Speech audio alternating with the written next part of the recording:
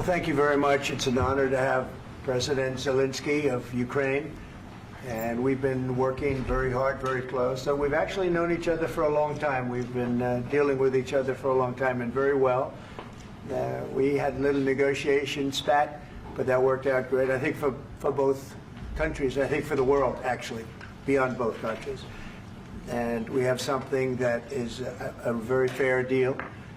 And we look forward to getting in and digging and working and getting some of the rare earth. But it means we're going to be inside, and it's a big commitment from the United States, and we appreciate working with you very much. And we will continue to do that. We have had some very good discussions with Russia. I spoke with President Putin, and we're going to try and bring this to a close. It's something that you want and that he wants. We have to negotiate a deal. But we've started the confines of a deal, and I think something can happen. The big thing is the number of soldiers, mostly at this point, but soldiers being killed. You're losing thousands of soldiers. So on both sides, we're losing a lot of soldiers, and we want to see it stop. And we want to see the money get put to different kinds of use, like rebuilding. And we're going to be working very hard. But we've had a lot of very good conversations. I will say until we came along, the Biden administration didn't speak to Russia whatsoever. They didn't speak to anybody. They just allowed this to continue. And I will say that, I'll say in front of you, you've heard me say it 1,000 times, if I were president, this war would have never happened. We would have had a deal negotiated for you without having to go through what you've gone through. But your soldiers have been unbelievably brave. We've given them great equipment, but somebody has to use the equipment. They've been unbelievably brave, and we give them great credit. This was supposed to be over very quickly, and here we are 3 years later. So I give tremendous credit to your generals and your soldiers and yourself in the sense that it's been very hard fighting, very tough fighting. They're great fighters. And you have to be very proud of them from that standpoint. But now we want to get it over with. It's enough, right? We want to get it over with. So it's an honor to have you here. Thank you very much for coming. We're going to sign the agreement at the conference in the East Room in a little while, right after lunch. And we'll be having lunch together. We're also discussing some other things. And we appreciate everybody being here. It's somewhat of an exciting moment, but the really exciting moment is when they stop the shooting and we end up with a deal. And I think we're fairly close to getting that, and an honor to have you. And please, I'd like to say something. Yeah, thank you so much, Mr. President. Thank you for invitation. And really, I hope that this first document, will be first step to real security guarantees for Ukraine, our people, our children. I really count on it. And of course, we count that America will not stop support. Really, for us, it's very important to support and to continue it. I want to discuss it with details further during our conversation, and of course, the infrastructure or security guarantees. Because for today, I understand what Europe is ready to do. And of course, I want to discuss with you what United States will be ready to do. And I really count on your strong position to stop Putin. And you said that enough with the war. I think that is very important, Ben, to say these words to Putin at the very beginning of war, because he is a killer and terrorist. But I hope that together we can stop him. But for us, it's very important to, to save our country, our values, our freedom and democracy, and of course, no compromises with the killer about our territories, but it will be later. And of course, what I wanted, we spoke about it by phone with you, about the drones production. We have very good drones production. I think the best one in the world for today because of the war.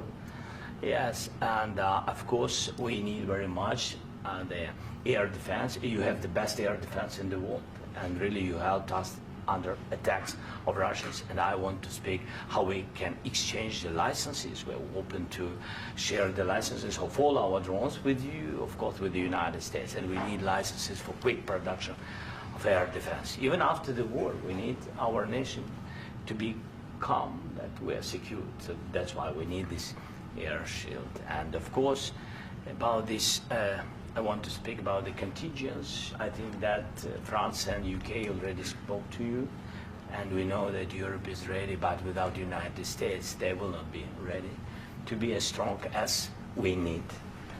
And then the last point, last not least, about exchange, about our people and children.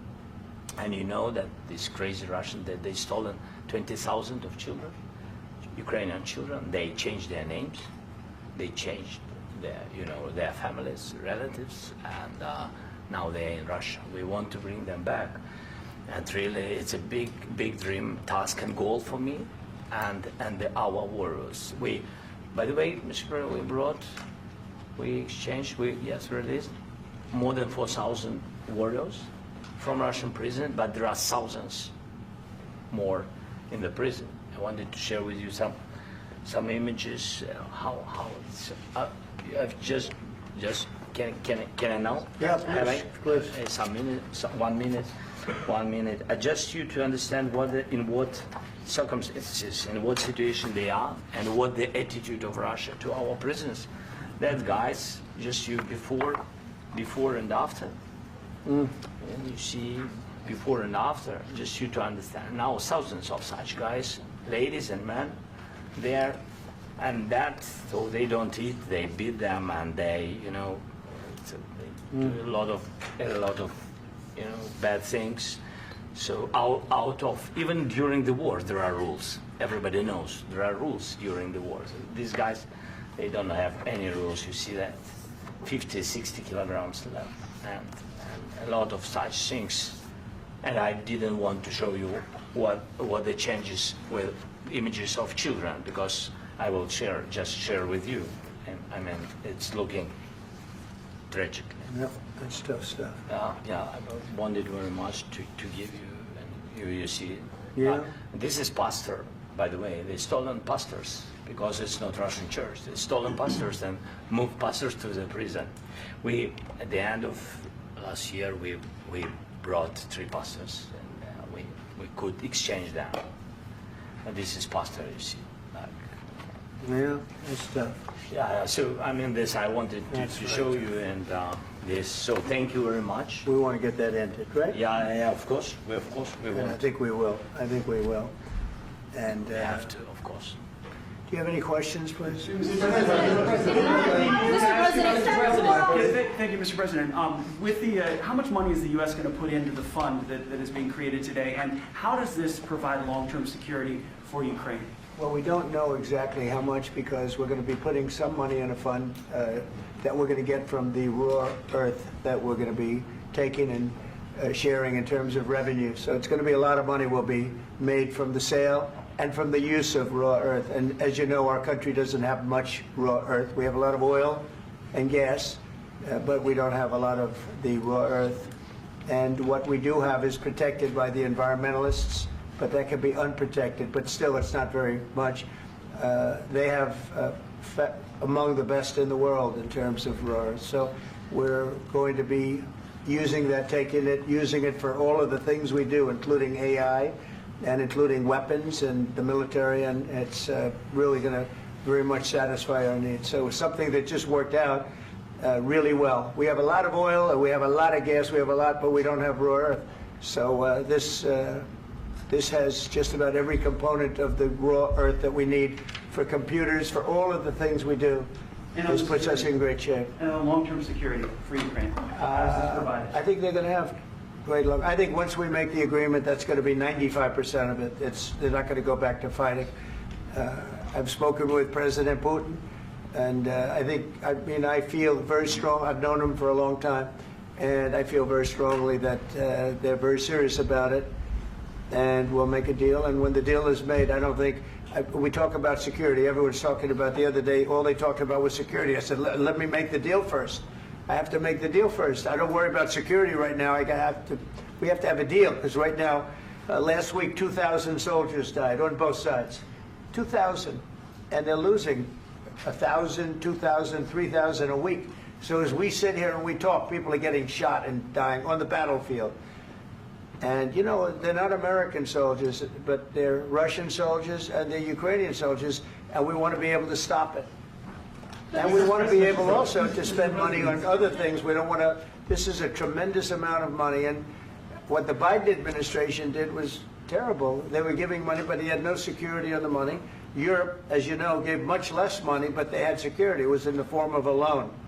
They get their money back, and we didn't. And now, at least we're protected because the American taxpayer has to be protected too. But this is an incredible agreement for Ukraine because we have a big investment in their country now, and what they have, very few people have. And we're able to really go forward with very, very high-tech things and many other things, including weaponry that we're going to use in many locations, but that we need for our country. Mr. President, This allows us to do that. will you continue Sorry. sending military aid? Yes, go ahead, please. If I can just, yes. In the document, there is one of the very important points.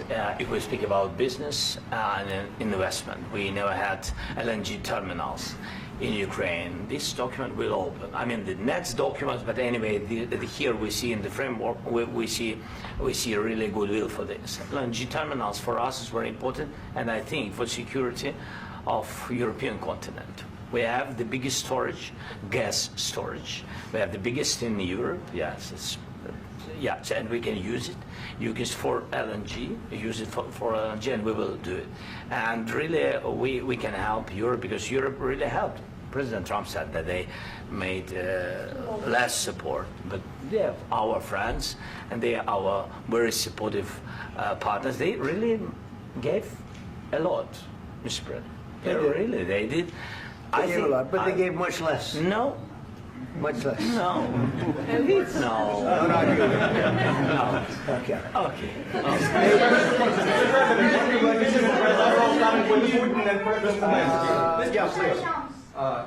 Mr. President Trump, you have repeatedly called the deal with Ukraine as a historical one.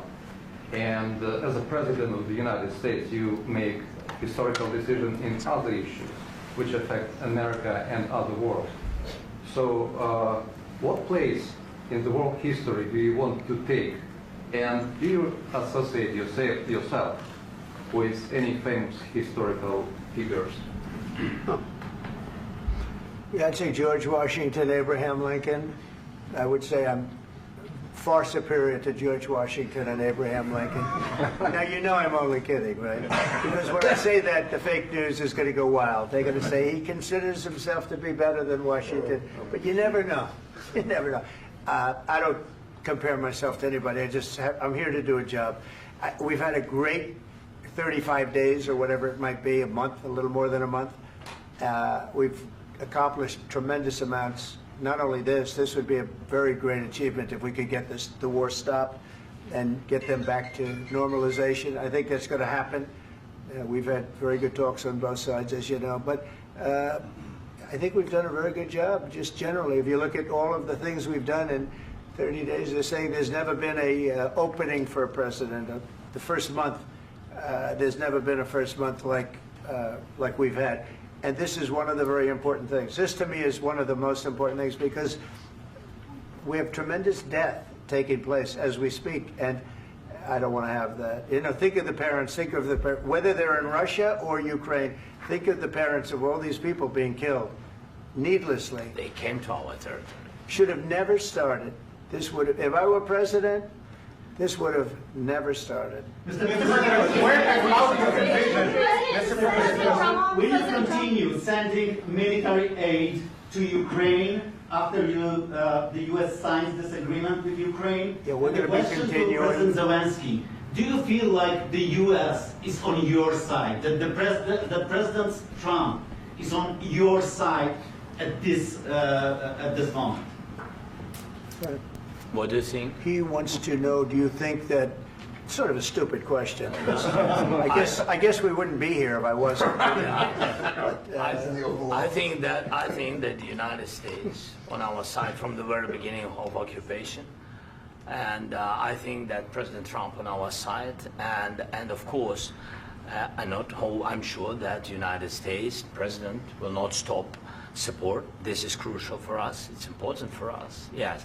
And Putin, the president speaks about the people and the soldiers which are dying, but they came to our territory, they came to our land. They began this war, and they have to stop. And I think this is the question, with really the most important question. Can President Trump, I hope yes, with some other allies, to stop Putin, withdraw these enemies, our enemy, withdraw these troops from our land? And I think that you asked about the history, I think that if President, or when, he will stop Putin, if President Trump will bring peace to our country, I think he will be on this wall in time. We've had very, very good talks. What about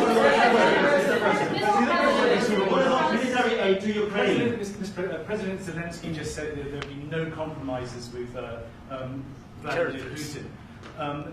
I just wanted to ask both of you, firstly, are there compromises that you think that President Zelensky is going to have to make? And President Zelensky, is there anything that you might be thinking that you may be able to offer or bring to the table, for example, elections? Thank you. I think you're going to have to always make compromises. You can't do any deals without compromises. So certainly he's going to have to make some compromises, but hopefully they won't be as big as some people think you're going to have to make. That's all. That's all we can do. I'm here as an arbitrator, as a mediator to a certain extent between two parties that have been very hostile, to put it mildly. They've been very hostile. There's been a vicious war. There's been a vicious war. You know, it's a very level battlefield, and those bullets go out, and as I've said many times, we were talking about it with Pete, many times the only thing stopping those bullets is a human body. And in the case we're talking about, generally young human bodies are stopping a lot of bullets. It's dead level. That's why it's great farmland. It's great land. It's great farmland, but there's very little protection against the bullets that are being, and other things that are being shot. So all I can do is see if I can get everybody at the table and get an agreement. And I think we're going to end up with an agreement. Otherwise, I wouldn't probably be even here today. Mr. President, I've got two questions for you. You think ultimately your legacy will be the peacemaker and not the president that led this country into another war and ended foreign wars? And I've got a question. I hope it will. I mean, I hope I'm going to be remembered as a peacemaker. This would be a great thing if we could do this. I'm doing this to save lives more than anything else. Second is to save a lot of money, but I consider that to be far less important. So I hope I'm going to, thank you, Brian, for that question. It was a nice question. I hope I'll be known and recognized as a peacemaker. This would be a great thing to solve. This is a very dangerous situation. You know, this could lead to a third world war. This was headed in the wrong direction. If this election were lost, if we didn't win this election, and we won it by a lot, that was a mandate. We won every swing state. We won the popular vote by millions and millions of votes. We won everything. The districts, you look at the areas of red, take a look at a map. This was a big mandate, and this was one of the things. I said, we're going to get this thing settled.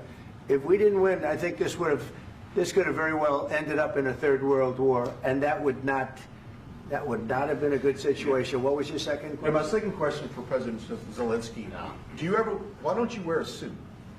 You're at the highest, why don't you wear a suit? You're at the highest level in this country's office, and you refuse to wear a suit.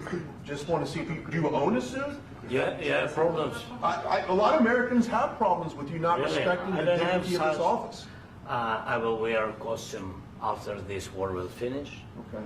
Yes, maybe one. Maybe something like this. Something like yours. Sir. Yes. That'd be great. Maybe something better. I don't know. Yeah. We will see. Maybe something cheaper than. Yeah. Thank you. Thank you. President Trump. Thank you, President Trump. You said yesterday that you have. Are you going to send more arms to Ukraine in case there's no peace? Yeah, we're going to have arms to Ukraine. Yeah, sure. Hopefully, I won't have to send very much because hopefully we're going to have it finished. We're looking forward to finishing this quickly. We're not looking forward to sending a lot of arms. We're looking forward to getting the war finished so we can do other things. But we very much appreciate the agreement because we needed what they had, and we're treating, you know, our country is now treated fairly. Biden didn't do that. He didn't know what the hell he was doing. This should have never happened. This should have never started. But, you know, sure, the answer is yes, but hopefully we won't have to send much, because I'm looking forward to getting it done quickly, very quickly. Does that mean you'll provide security guarantees, Mr. President? I don't want to talk about security yet, because I want to get the deal done. You know, you fall into the same trap like everybody else. A million times you say it over and over. I want to get the deal done. Security is so easy. That's about 2% of the problem. I'm not worried about security. I'm worried about getting the deal done. The security is the easy part. Security is very nice. Everybody stopped shooting. And now will Europe put people there? I know France is going to. I know the UK is going to. I know other countries are going to, and they happen to be right next door. We haven't committed, but we could conceivably. You know, we have security in a different form. We'll have workers there digging, taking the raw earth so that we can create a lot of great product in this country. So in that sense, you have something, but we haven't determined that yet. I will say, in speaking to France and in speaking to, and they were here, as you know, last week and just the other day, they have committed to a lot of security. I don't think you're going to need much security. I think once this deal gets done, it's over. Russia's not going to want to go back, and nobody's going to want to go back. When this deal ends, I really believe this deal is going to be over. Yeah, please go ahead. Go ahead. Thank you so Mr. President, thank you. You had President Macron and Keir Starmer at the White House this past week, both of whom praised your courage and conviction to lead the pathway towards peace. Yes. Part of that involved, though, re-engaging Russia in diplomatic relations, something that previous leaders lacked the conviction to do so. What gave you the moral courage and conviction to step forward and lead that? Well, I love this guy. Who are you with? One American News, sir. Well, that's why I like him. One American News does a great job. I like the question. I think it's a very good question. It's a pathway to peace. It's a pathway to getting something solved. And I feel that as the head of this country, I have an obligation to do that. Plus, you know, we're very much involved. We got involved. It's too bad we got involved, because there should have been no involvement, because there should have been no war. And there shouldn't have been October 7th. That would have never happened. As you know, Iran was broke. They had no money to give to Hezbollah. They had no money to give to Hamas. They were stone cold broke. And then under Biden, they became rich as hell. They went from no money to $300 billion in a period of 4 years. And they gave a lot of that money away, and you see what happened. And that's a real mess also that we hope to be able to solve. But no, I appreciate your question very much. I feel I have an obligation to try and do something to stop the death. If I can answer, yes, if I can answer, Please, sorry, please. please. And I do like your clothing, by the way. Yeah, really? Even though I think he's a great guy, Yeah. by the way. But I don't know if you two like each other. But you know what? I think he's dressed. I like this guy. I think he's dressed beautiful. So I have more serious things than answer on such Yeah, question. sure, I will answer on more That's serious a good question statement. if I can. That's good. Yeah. So please, about security guarantees and about just ceasefire. We can't just speak about ceasefire and speak and speak.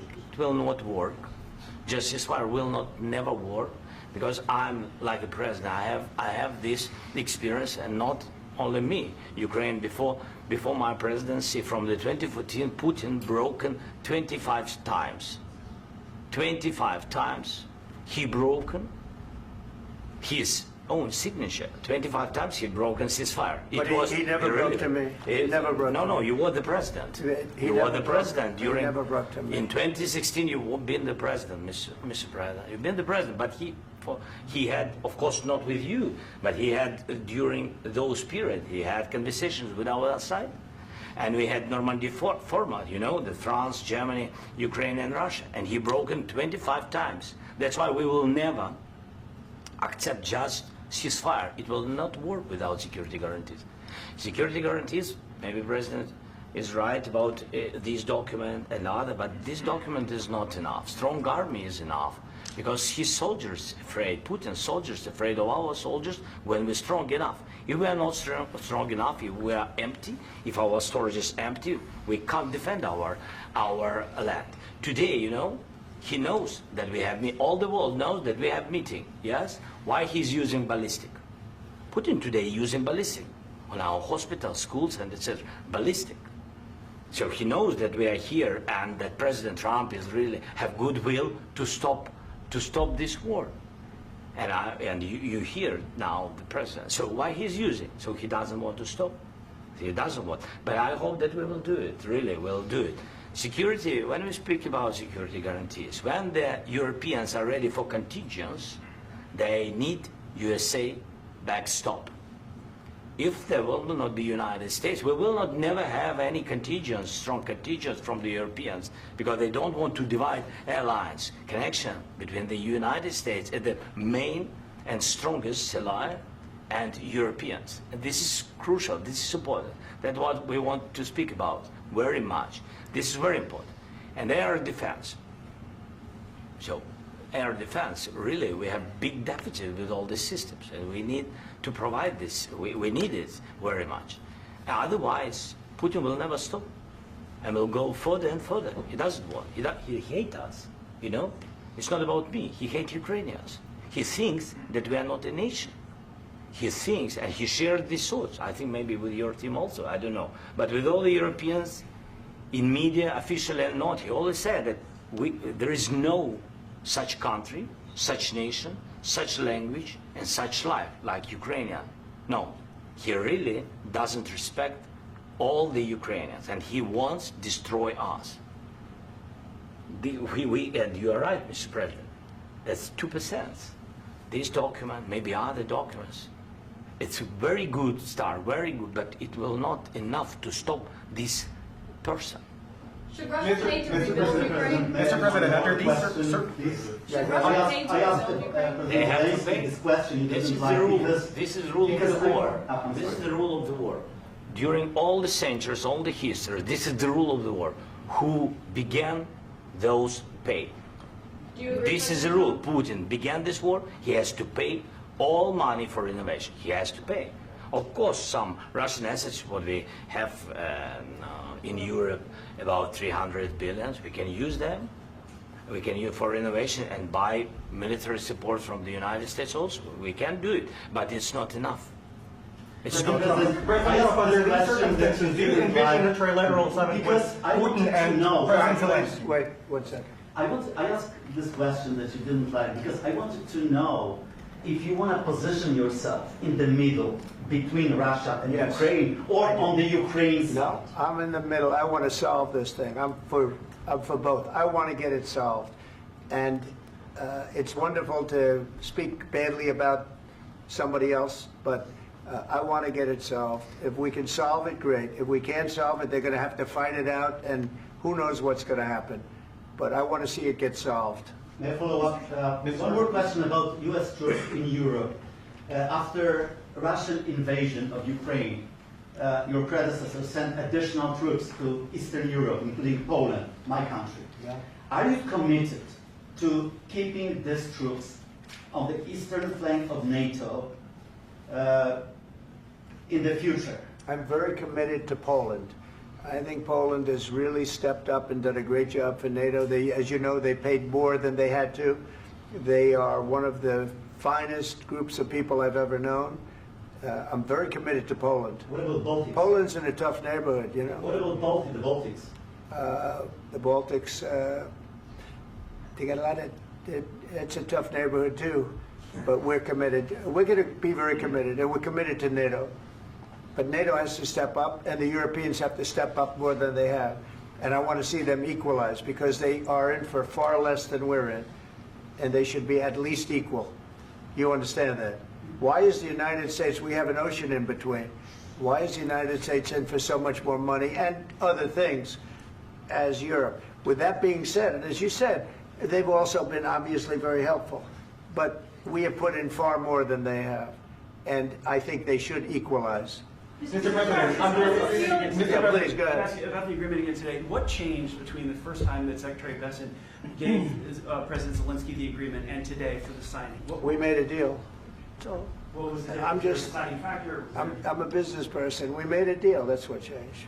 Along with minerals. I didn't think we were going to make a deal, and We ended up making the deal, so that changed. Mr. President, what and how do you envision a trilateral summit with President Zelensky and Putin? I don't know, under but these well, they circumstances? don't like each other, I can tell you that. Okay? They do not like each other. This is not a love match, and it's unfortunate. That's why you're in this situation. The United States should not have allowed this to happen, okay? The United States, run by a man that didn't know much, I'm going to be very nice, run by an incompetent person, very incompetent person, should never have allowed this to happen. I've stopped wars. I've stopped many wars. My people will tell you, I stopped wars that nobody ever heard about. I stopped wars before they ever started. You can look at I could give you a lot of nations that would tell you right now they were probably going to war. I could tell you right now there's a nation thinking about going to war on something that nobody in this room has ever even heard about. Two smaller nations, but big, still big. And I think I've stopped it. But this should have never happened. Mr. President, About sorry, just a second. About any negotiations. First of all, I want really to tell you, and I think that everybody understands that Ukraine, more than Ukrainians, nobody wants to stop this war. But at the future, any negotiations, it's understandable that two sides of the war, not Russia and the United States, because this is not the war between Russia and the United States. This is war of Russia against Ukraine and Ukrainian people. So these two sides will be at the anyway will be at the negotiation table. Then of course United States, like the strongest partner of the Ukraine, and of course Europe. I think Europe is very important. I want to speak about it with the president. Yes, Europe is very important for us because we really defend Europe for today. All Europeans really recognize that we are defending line, and they have real life, and our people are dying. That's why they helped us. And also, it's about the NATO. Yes, between, like the president said, you have big, nice ocean. Yes, between us. But if we will not stay, Russia will go further to Baltics and to Poland, by the way. But first to the Baltics. It's understandable for them because they've been in the USSR. You know, they've been one of the republics of the USSR, and Putin wants to bring them back to his empire. It's a fact. And when he will go there, if we will not stay, you will fight. Your American soldiers, it doesn't matter, do you have ocean or not, your soldiers will fight. Mr. President, would you be willing to visit Ukraine, maybe Kyiv or Odessa, which is going to be at the Riviera or Black Sea? It was my question. I'm sorry. I don't want to talk about Odessa now. Let's not talk about Odessa. I want to talk about making a deal, getting peace. We don't have to talk about Odessa, but a lot of cities have been destroyed. A lot of cities that are not recognizable. There's not a building standing. No. And a lot of things have to Mr. happen. President, you have to come and to look. No. We have very good cities. Yes, a lot of things have been destroyed, but mostly cities alive, and people work, and children go to school. Sometimes it's very difficult. Sometimes closer to front line, children have to go to underground schools or online, but we live. Ukraine is fighting, and Ukraine lives. This is very important. And maybe it's Putin is sharing this information that he destroyed us. You know, he lost 700,000 people, 700,000 soldiers. He lost everything. Yes. So, Mr. President, one more. I mentioned Poland. Please, go ahead. When did you last speak with President Putin, and what did he say that? A couple of days ago. And what did he tell you that gave you the assurance that he wanted peace? Well, that's what I do. My whole life is deals. I know pretty good. And I've known him for a long time. I've dealt with him for a long time. He had to suffer through the Russia hoax. You know, Russia was a hoax. It was all Biden. It was nothing to do with him. So he had to suffer through that, and he was able to do that.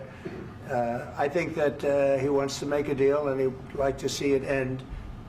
That's all I do. That's what I do. My whole life, that's what I do, is make deals. And I'm in the middle of a mess, because this is a real mess. It's a very dangerous one. If this doesn't get solved now, it's not going to get solved for a long time. So I hope we're going to get it solved. In the back, please. Thank you, Mr. President. Prime Minister Starmer claims repeatedly that his government believes in free speech and was not engaged in censorship. But his country's government arrests people for memes and thought crimes, and even more worrisome is pressuring American companies to censor Americans on its behalf. How can he be a reliable, trustworthy partner when he says things that are demonstrably false on such an important topic? Well, we actually spoke to him about that yesterday, and we thought they took it very, very much too far. JD was very strong on it. So was I. So was Marco. And we've been speaking to him about it. Marco, would you like to say something about that? We have concerns, obviously, with the conduct of those, particularly as it impacts Americans. And there's real concern that American speech, which is online, could fall into the hands of British or any country's jurisdiction. And so this is a point the Vice President made of Munich, and I think it's a very compelling one, that what unites us with Europe, as much as anything else, is these shared values, and one of them being free speech. And so if Americans are threatened by it, we're going to need to take action in that regard. Mr. President. It's actually a very important question. We spoke about this in detail with the Prime Minister, the Foreign Secretary, and others at lunch yesterday, and I know that Secretary of Commerce Lutnick followed up in private meetings last night. This is really important. We believe Americans have the right to speak their mind, even if we in this room disagree with them. They have the right to speak their mind in the public square, which is often online these days. And we're going to defend that right as it pertains to American companies and American citizens vigorously if we have to. I do think that under the President's leadership, we're going to find common ground with our friends in the UK on this question, but it remains to be seen. The principle that will guide us is we believe in free speech in this country, and we'll fight for it for American citizens. Mr. President, on the deal, is there any other oil and gas component to the deal? Is it all critical? A little bit. We'll see. On LNG? But we're not really looking for that so much. We got a lot. We have more than anybody in the world, by far. So no, we're not talking about it too much, but a little bit. I think it affects also, but for the most part, no. And sir, is there any agreement from Ukraine to purchase U.S. LNG as part of the deal, or is that on the table at all? No, we don't need that. Mr. President, I just wanted to ask you about, you just mentioned that you guys spoken to Vladimir Putin a couple of days ago. Just to be clear, that's a new call, not the one that you... I've spoken to him on numerous occasions. Okay, and how was the latest call? What did you discuss? How did it go? Are you serious with that question? I am. I'd love to know. It went well. I think we're going to have a deal. On the minerals deal, Mr. President, some of those minerals are in the east of Ukraine, not far from the front lines and in areas that Russia has occupied. Will you direct President Putin to withdraw his forces from those areas if there's U.S. interest? Well, we'll take a look at the time. We have a lot of area. It's a very big area we're talking about, so we'll take a look. I'll study that and I'll see. And who would protect those minerals if they are U.S. interests? Would that be Ukrainian forces? They'll be protected. European The agreement forces? will protect them. U.S. The forces? agreement, yeah, we're signing an agreement. You know? Right, but what if Russia tries to invade or there's Russian aggression in those spots? I just told you, I don't think that's going to happen. And if that were going to happen, I wouldn't make a deal. If I thought that was going to happen, I wouldn't make a deal. Some people may wonder why. You know, they ought to focus on CNN on survival, not asking me these ridiculous questions. Focus on surviving, because CNN's got such low ratings, I don't think they're going to survive. Let's go. Please, go. Since I already mentioned Poland. Poland was under Russian control for decades after the Second World War. When I was a kid, I looked at the United States not only as a most powerful country, richest country in the world, the country that has great music, great movies, great muscle cars, but also as a force for good. And now I'm talking with my friends in Poland, and they are worried that you align yourself too much with Putin. What's your message for them? Well, if I didn't align myself with both of them, you'd never have a deal. You want me to say really terrible things about Putin and then say, "Hi, Vladimir, how are we doing on the deal?" That doesn't work that way. I'm not aligned with Putin. I'm not aligned with anybody. I'm aligned with the United States of America and for the good of the world. I'm aligned with the world, and I want to get this thing over with. You see the hatred he's got for Putin. It's very tough for me to make a deal with that kind of hate. He's got tremendous hatred, and I understand that, but I can tell you the other side isn't exactly in love with, him either. So it's not a question of alignment. I'm aligned with the world. I want to get the thing set. I'm aligned with Europe. I want to see if we can get this thing done. You want me to be tough? I could be tougher than any human being you've ever seen. I'd be so tough. But you're never going to get a deal that way, so that's the way it goes. All right, one more question. Hey, I want to respond to this. So look, for 4 years in the United States of America, we had a president who stood up at press conferences and talked tough about Vladimir Putin, and then Putin invaded Ukraine and destroyed a significant chunk of the country. The path to peace and the path to prosperity is maybe engaging in diplomacy. We tried the pathway of Joe Biden of thumping our chest and pretending that the President of the United States' words mattered more than the President of the United States' actions. What makes America a good country is America engaging in diplomacy. That's what President Trump is doing. Can I ask you? Sure. Yeah? Yeah. Okay. So he occupied our parts, big parts of Ukraine, part of East and Crimea. So he occupied it on 2014. So during a lot of years, so I'm not speaking about just Biden, but those time was Obama, then President Obama, then President Trump, then President Biden, now President Trump, and God bless, now President Trump will stop him. But during 2014, nobody stopped him. He just occupied and took. He killed people. You know what the contact line? 2015. 2014 2014. and 2015. 2014. Yeah. So I was not here. Yeah, but that's exactly right. Yes, but during 2014 till 2022, yeah, the situation the same. The people are been dying on the contact line. Nobody stopped him.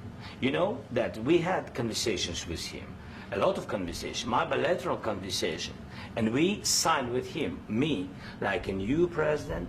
In 2019, I signed with him the deal. I signed with him, Macron and Merkel, we signed ceasefire. Ceasefire, all of them told me that he will never go. We signed him with gas contract. Yes, but after that, he broken this ceasefire. He killed our people and he didn't exchange prisoners. We signed the exchange of prisoners, but he didn't do it. What kind of diplomacy, JD, you are speaking about? What do you mean? I'm talking about the kind of diplomacy that's going to end the destruction of your country. Yes, but if you Mr. President, with respect, I think it's disrespectful for you to come into the Oval Office and try to litigate this in front of the American media. Right now, you guys are going around and forcing conscripts to the front lines because you have manpower problems. You should be thanking the President for trying to bring it into this conflict. Have you ever been to Ukraine that you say what problems we have? I have been to. Come once. I've actually watched and seen the stories, and I know what happens is you bring people, you bring them on a propaganda tour, Mr. President.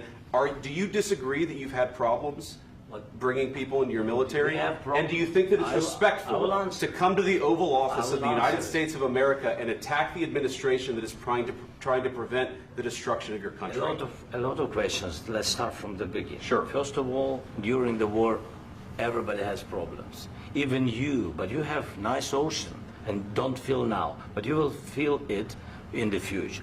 God bless. You don't know that. God bless. You don't God know bless. that. You will not have a war. Don't tell us what we're going to feel. We're trying to solve a problem. Don't tell us what we're going to feel. I'm not telling you. Because I'm you're in no answering on position this to question. dictate that. That's exactly what Remember you're doing. this. You're in no position to dictate what we're going to feel.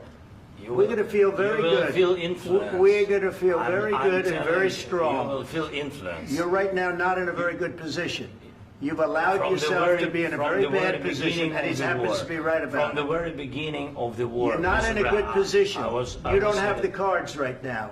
With us, you start having I'm not playing cards. Right now, you don't. I'm very You're playing serious, cards. Mr. President. You're I'm playing very cards. serious. You're gambling I'm with the president lives in of war. millions of people. You think You're you- gambling with World War III. what you're You're thinking gambling about? with What you're World thinking War about? III.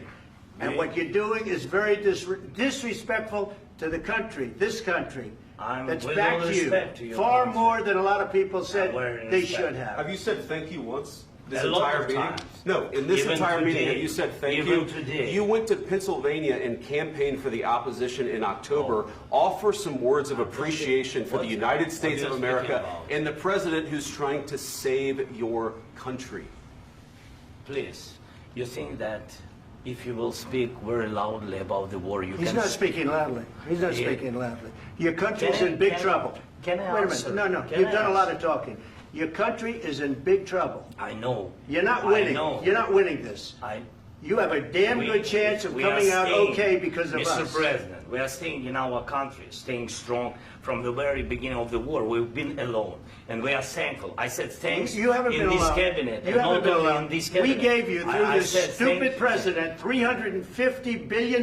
You voted We gave for you your military president. equipment, You and you voted men for are your brave, president. but they had to use our military. What about Zelensky? If you didn't have You our invited military me- equipment, you invited if me you to didn't speak- have our military equipment, this war would have been over in 2 weeks. In 3 okay? days, I heard it from Putin. In 3 days, this is something Maybe new. less. In 2 weeks, of course, yes. It's going to be a very hard thing to do business like this. I Again, tell you. just say thank you. I said a lot of times that there, thank you accept to that, American people. accept that there are disagreements, and let's go litigate those disagreements rather than trying to fight it out in the American media when you're wrong.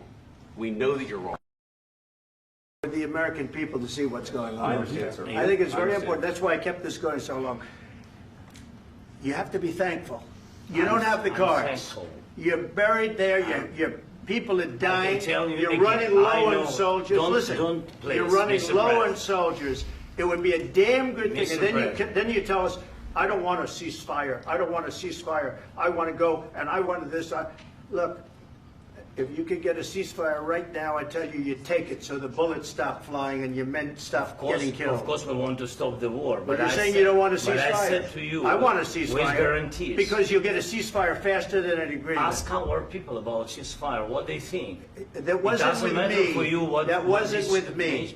It That was wasn't with you. a guy named Biden who was not a smart person. This That is was your- with, this that was is with your Obama. president. It was your president. Excuse me. That was with Obama, who gave you sheets, and I gave you javelins. Yes. I gave you the javelins to take out all those tanks. Obama gave you sheets. In fact, the statement is Obama gave sheets and Trump gave javelins. You got to be more thankful, because let me tell you, you don't have the cards. With us, you have the cards. But without us, you don't have any cards. One more question to Mr. Vice President. I'm sorry. It's going to be a tough deal to make, Um, because the attitudes have to change. what if Russia breaks ceasefire? What if Russia breaks peace talks? What do you do then? I understand that it's a heated conversation right now. What are you but saying? what She's if asking, Russia- what if Russia Putin breaks the breaks ceasefire? What if anything? What if a bomb drops on your head right now? But they have Okay? broken What if they ceasefire broke it? many I don't know. They broke it with Biden because Biden, they didn't respect him. They didn't respect Obama. They respect me. Let me tell you, Putin went through a hell of a lot with me. He went through a phony witch hunt where they used him and Russia. Russia. You ever hear of that deal? That was a phony Hunter Biden, Joe Biden scam. Hillary Clinton, Shifty Adam Schiff. It was a Democrat scam. And he had to go through that. And he did go through it. We didn't end up in a war. And he went through it. He was accused of all that stuff. He had nothing to do with it. It came out of Hunter Biden's bathroom. It came out of Hunter Biden's bedroom. It was disgusting. And then they said, oh, the laptop from hell was made by Russia. The 51 agents. The whole thing was a scam. And he had to put up with that. He was being accused of all that stuff. All I can say is this. He might have broken deals with Obama and Bush, and he might have broken them with Biden. He did, maybe. Maybe he didn't. I don't know what happened. But he didn't break them with me. He wants to make a deal. I don't know if you can make a deal. The problem is, I've empowered you to be a tough guy. And I don't think you'd be a tough guy without the United States. And your people are very brave. But you're either going to make a deal or we're out. And if we're out, you'll fight it out. I don't think it's going to be pretty, but you'll fight it out. But you don't have the cards. But once we sign that deal, you're in a much better position. But you're not acting at all thankful. And that's not a nice thing. I'll be honest, that's not a nice thing. All right, I think we've seen enough. What do you think? Huh? This is going to be great television, I will say that. All right. We'll see what we can do about putting it together. Thank you, sir. I need the back of the We'll see. I don't know. All right, guys, come on. Wait, hey, guys, come on, let's move.